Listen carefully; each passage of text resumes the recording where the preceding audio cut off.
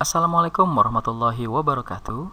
Halo sahabat belajar di rumah, jumpa lagi bersama saya Yusuf Firmansyah di channel Belajar Yusuf Firmansyah.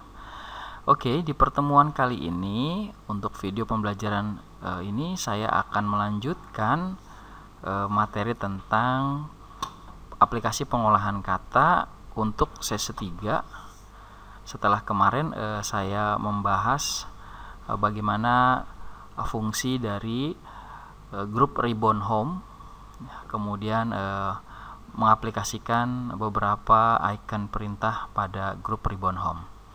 Dan untuk video kali ini saya akan melanjutkan di bagian grup Ribbon Menu Insert atau Ribbon Tab Insert.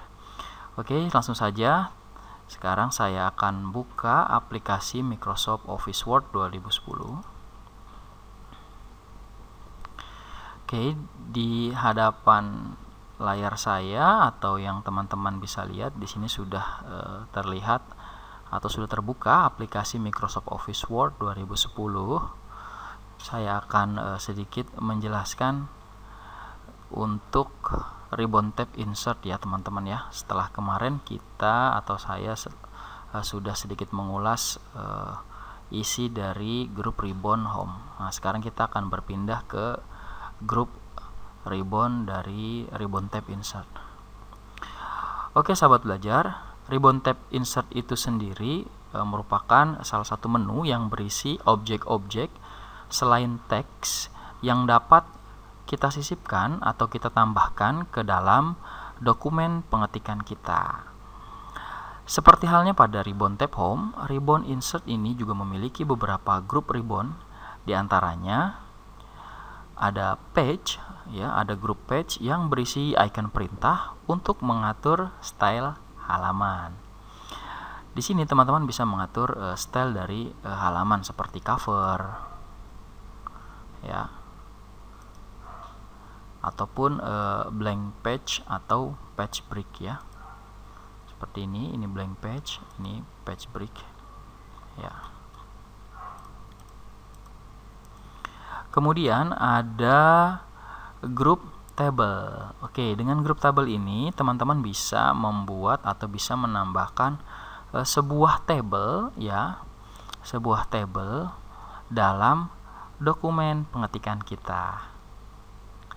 Kemudian di sebelahnya lagi ada grup Ribbon Illustrations. Grup Ribbon Illustration ini berisi icon perintah untuk menyisipkan beberapa objek seperti shape, pictures, smart art, clip art, dan screenshot. Kemudian di sebelah dari grup illustration di sana ada grup links. Grup links ini berisi icon perintah yang dapat kita gunakan untuk menghubungkan antar dokumen, baik itu dokumen internal atau dokumen atau file yang bersifat eksternal. Kemudian selanjutnya ada grup header dan footer ya. Untuk grup header dan footer berisi icon perintah yang dapat kita gunakan untuk menyisipkan header atau footer pada sebuah dokumen serta menambahkan penomoran halaman. Selanjutnya ada grup teks. Grup teks ini berisi beberapa kreasi dari bentuk text art, mulai dari text box, word art, drop cap, dan sebagainya. Kemudian yang terakhir adalah symbols. Pada grup symbols, kamu juga dapat menambahkan beberapa simbol dalam dokumenmu seperti tanda lebih besar ya, tanda kurang lebih, atau juga kamu bisa menambahkan bentuk-bentuk rumus matematik seperti yang ada atau seperti yang tampil di layar ini. Oke teman-teman, itu tadi ke-6 grup yang ada di Ribbon Tab Insert, mulai dari page, tables, illustrations, link, header footer, text, dan symbols. Selanjutnya, saya akan mencontohkan langsung cara mengaplikasikan beberapa grup Ribbon Insert. Oke, teman-teman, di sini saya akan mencontohkan bagaimana cara menambahkan sebuah table pada dokumen Microsoft Word kita. Ya, yang pertama kita klik table. Kemudian teman-teman bisa lihat di bagian paling atas di sana ada box ya, ada box-box yang bisa teman-teman sorot. Kemudian setelah disorot, kalau teman-teman perhatikan di stack atau area kerja dokumen kita itu langsung muncul tabelnya ya. Nah, seperti ini teman-teman ya, itu langsung muncul. Jadi secara simpel teman-teman bisa membuat table dengan menyorot box-box yang ada di sini. Ya. Misalkan teman-teman ingin membuat tabel dengan jumlah kolom 5 dan baris 4. Berarti kita pilih 5 box ke sebelah kanan. Oke, kemudian 4 box ke bagian bawah. Seperti itu.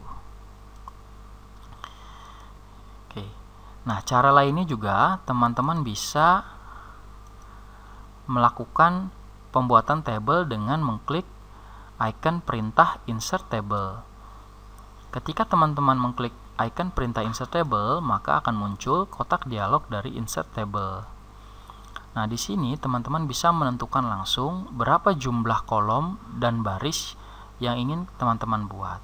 Ya, di sini saya akan mencontohkan untuk pembuatan 6 buah kolom dan 7 buah baris. Jadi kita langsung menentukan nilai jumlah kolom dan baris di sini. Selanjutnya kita klik OK. Atau teman-teman juga bisa membuat tabel dengan variasi lain, yaitu dengan menggambar. Ya, seperti ini. Ya, seperti ini.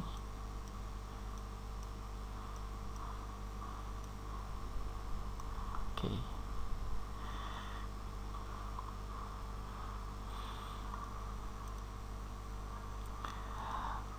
Untuk jenis lainnya, teman-teman juga bisa membuat tabel dengan menggunakan icon perintah Excel Spreadsheet.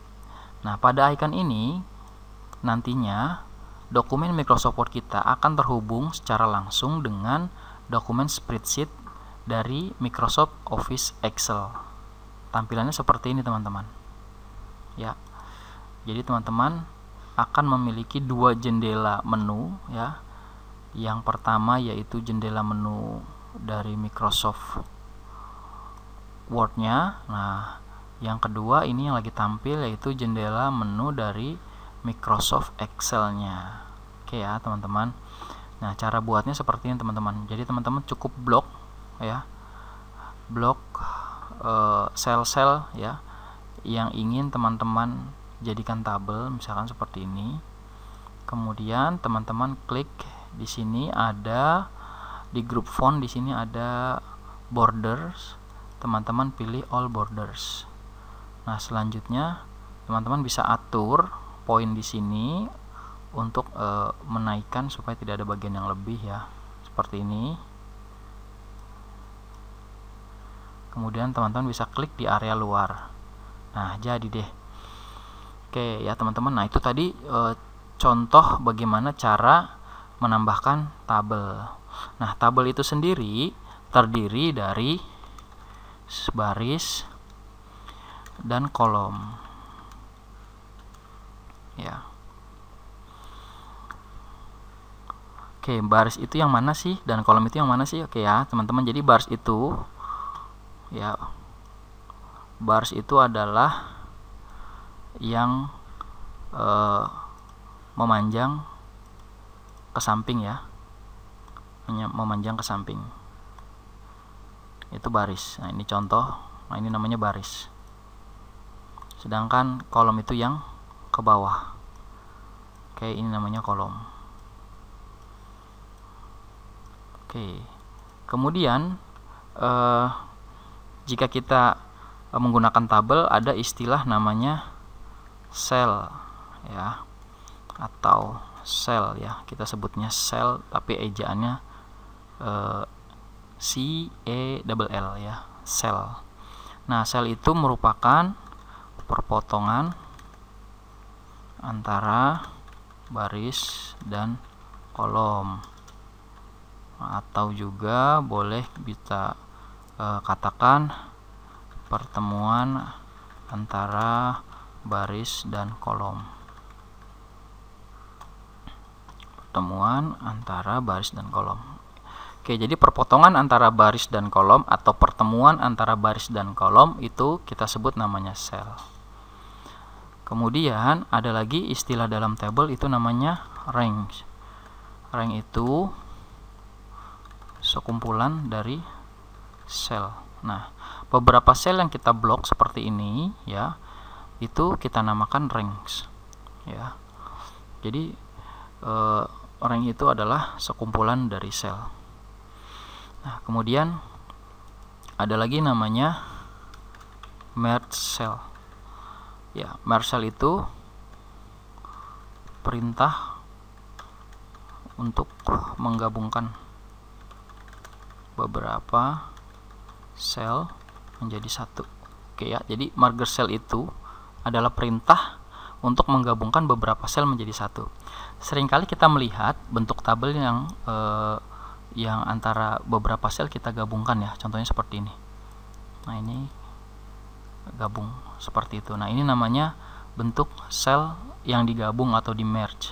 Nah, untuk membuat sel yang di merge, langkahnya yang pertama adalah kita seleksi sel yang akan kita gabung ya, bisa ke samping atau ke bawah tergantung kebutuhan. Kemudian kita klik kanan ya pada area yang di blok tersebut. Lalu kita pilih merge cell ya, atau kita pilih menu layout ya. Kita pilih menu layout, kemudian di grup merge di situ ada merge cell. Oke ya. Jadi langkahnya sama aja ya, cuman memang kalau ingin cepat teman-teman bisa langsung klik kanan pilih merge cell, atau kalau ingin tahu stepnya ya, teman-teman klik layout dan pilih merge cell. Oke teman-teman. Nah, yang harus teman-teman perhatikan adalah ketika kita menambahkan sebuah objek yang bersumber dari ribbon insert ya. Saya ulangi, ketika kita menambahkan sebuah objek yang bersumber dari ribbon insert, maka secara otomatis ribbon tabs kita akan bertambah jumlahnya. Contoh ya, kalau saya membuat tabel, kemudian kursor saya letakkan dalam tabel, nah secara otomatis akan muncul dua buah ribbon baru, yaitu desain dan layout. Nah, fungsi desain dan layout ini sebenarnya untuk mengatur atau ya men-setting dari tabel itu sendiri. Jadi kalau ingin menambahkan baris yang posisinya ke bawah, kita pilih insert below, sedangkan yang nambahnya ke atas barisnya kita pilih insert above. Seperti itu ya. Oke. Nah, hal yang sama juga ketika kita menambahkan insert kolom ya, baik itu ke kanan atau ke kiri. Hanya bedanya kalau menambahkan insert kolom kita tidak bisa menggunakan tab ya, menekan tombol tab yang ada di keyboard, nggak bisa.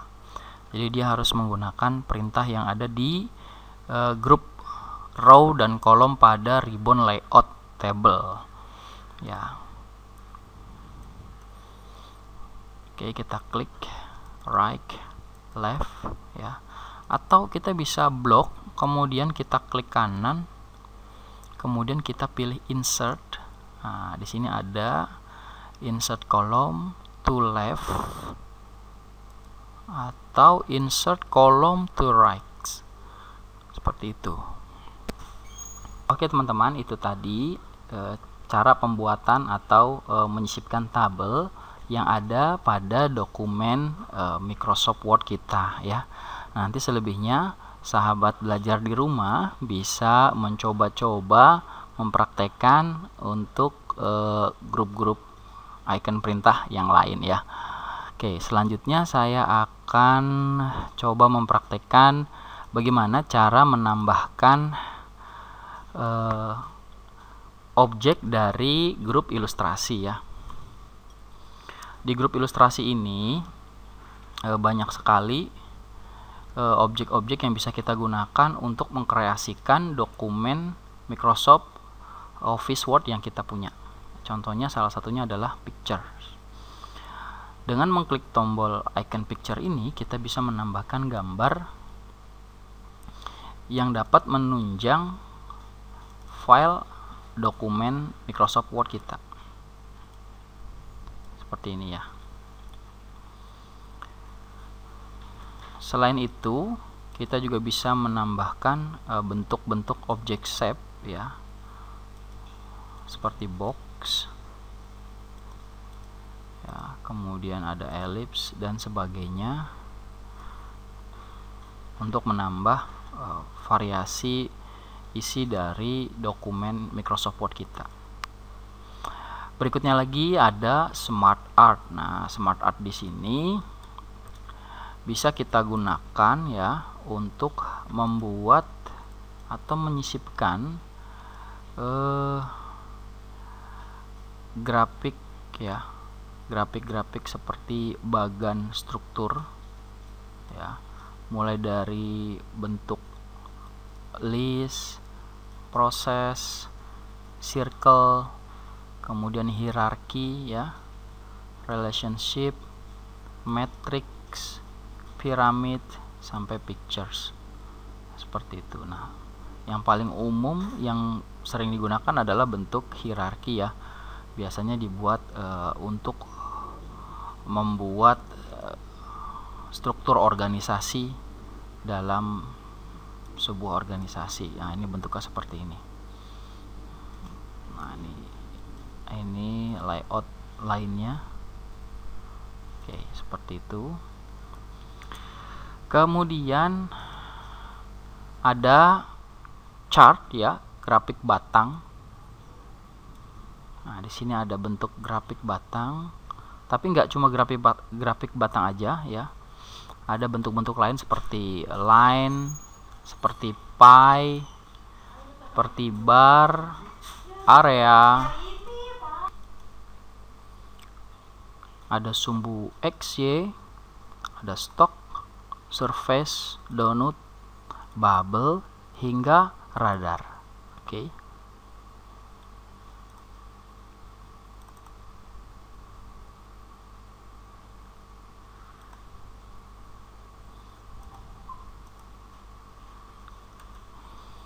Selanjutnya ada hyperlink ya. Hyperlink. Nah, untuk hyperlink ini kita bisa gunakan untuk menghubungkan antar dokumen, antar file dokumen internal atau eksternal ya. Misalkan saya ingin membuat hyperlink dalam bentuk eksternal ya, link Facebook. Nah, ini caranya ya. Kalimat atau kata yang ingin kita berikan hyperlink kita blok, kemudian kita klik hyperlink. Kalau linknya yang ingin kita gunakan berada dalam satu file ya, satu dokumen yang sama, kita pilih place in this document. Nanti di sini akan ada beberapa halaman yang dapat kita hubungkan ya. Kalau ingin membuat link eksternal, kita kliknya yang eksternal. Kemudian kita bisa tambahkan link di sini ya. Kita bisa tambahkan link di sini. Misalkan Facebook http facebook.com ya. Kita klik address linknya di sini. Kemudian klik OK. Nah, nanti akan ada perubahan dari teks ya, atau paragraf atau kata yang sudah kita berikan hyperlink, biasanya berwarna biru dan ada underline-nya. Nah, seperti ini ya. Kalau kita sorot kursor kita ke dalam teks tersebut, nanti akan muncul secara otomatis title mark ya, Nah, di sana ada muncul linknya, http facebook.com. Nah, oke, baik. Nah, berikutnya kita akan menambahkan header footer ya. Nah, di sini saya ambil contoh dokumen kata pengantar. Oke. Saya akan menambahkan header footer. Header itu yang bagian atas ya, deskripsi bagian atas. Footer itu deskripsi bagian bawah. Oke ya. Ya, jadi caranya kita double klik di bagian atas. Nah, sampai masuk ke headernya. Biasanya kalau sudah masuk ke header, untuk area pengetikan kita warnanya akan sedikit kabur ya, ngeblur. Nah, itu tandanya kita sudah masuk ke bagian header dan akan muncul area header ya, ada tulisannya di sini header. Nah, ini kita bisa tulis teks headernya. Kemudian kalau footer adanya di bawah ya, teks footer. Nah, teks header dan teks footer ini akan muncul pada semua halaman dokumen kerja kita ya. Jadi kalau ini saya enter, nah ini akan muncul lagi seperti itu. Nah, kecuali teman-teman atur dengan menggunakan page break ya. Kalau diatur dengan menggunakan page break, teman-teman bisa mengatur halaman-halaman mana aja yang akan dimunculkan header footernya. Nah, di bagian header footer juga teman-teman bisa menambahkan page number ya, atau nomor halaman. Kita klik page number. Di sini teman-teman bisa memilih untuk bentuk penomorannya apakah di atas, bawah ya. Page margin juga bisa ditambahkan ya, tinggal pilih aja mau naruh nomor halamannya di atas atau di bawah. Nah, saya coba di bagian bawah. Nah, secara otomatis dia akan muncul. Oke, selanjutnya, nah ini nih, di sini ada grup teks ya. Grup teks ini berisi teks art yang bisa kita gunakan untuk membuat varian atau variasi dari sebuah teks ya. Contohnya seperti ini teman-teman nih. Kita ingin membuat bentuk dari paragraf kita seperti di koran ya, huruf pertamanya besar. Jadi kita akan menggunakan drop cap ya. Kita akan menggunakan drop cap. Caranya kita blok ya, kita blok satu huruf di sini ya, yang akan kita jadikan drop cap. Kemudian kita pilih drop cap, kita pilih dropped. Oke, seperti itu. Di sini ada pilihannya in margin.